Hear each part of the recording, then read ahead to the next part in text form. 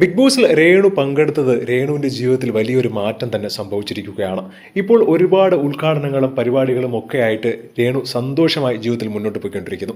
പണ്ടൊക്കെ കാശിന് ഒരുപാട് ബുദ്ധിമുട്ട് രേണു നേരിടേണ്ടി വന്നിട്ടുണ്ട്. പക്ഷേ ഇപ്പോഴങ്ങനെയല്ല.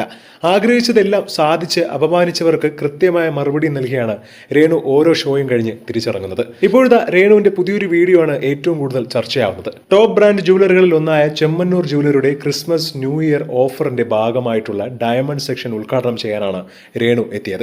ആദ്യമായാണ് ഇത്രയും വലിയൊരു ടോപ്പ് ബ്രാൻഡുമായി ചേർന്ന് ഒരു പ്രൊമോഷൻ രേണു നടത്തുന്നത്. മുൻപ് ഇതേ രേണു 5 മാസത്തിന് മുൻപ് ഒരു ഫാഷൻ ഷോയിൽ റാമ്പ് വാക്ക് നടത്തിയപ്പോൾ അന്ന് ബോബി ചെമ്മണ്ണൂരിന്റെ സ്റ്റാറ്റസുമായി ചേർത്ത് ഒരുപാട് പേർ രേണുവിനെ കളിയാക്കിയിട്ടുണ്ടായിരുന്നു. എന്നാൽ അന്ന് പരിഹസിച്ചവരെ കൊണ്ട് തന്നെ പുതിയ വീഡിയോ കണ്ട് കൈയടിപ്പിക്കാൻ രേണുവിന് കഴിഞ്ഞു.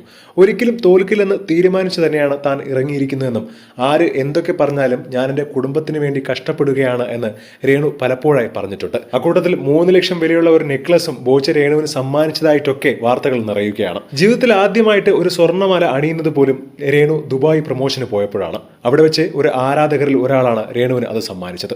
അതിപ്പോഴും രേണുവിന്റെ കഴുത്തിൽ തന്നെയുണ്ട്. എല്ലാ പണവും താൻ കുടുംബത്തിന് വേണ്ടിയാണ് ചെലവഴിക്കുന്നത്. തനിക്ക് വേണ്ടി താൻ ഒന്നും തന്നെ വാങ്ങാറില്ല എന്ന് രേണു പലപ്പോഴും പറഞ്ഞിട്ടുണ്ട്.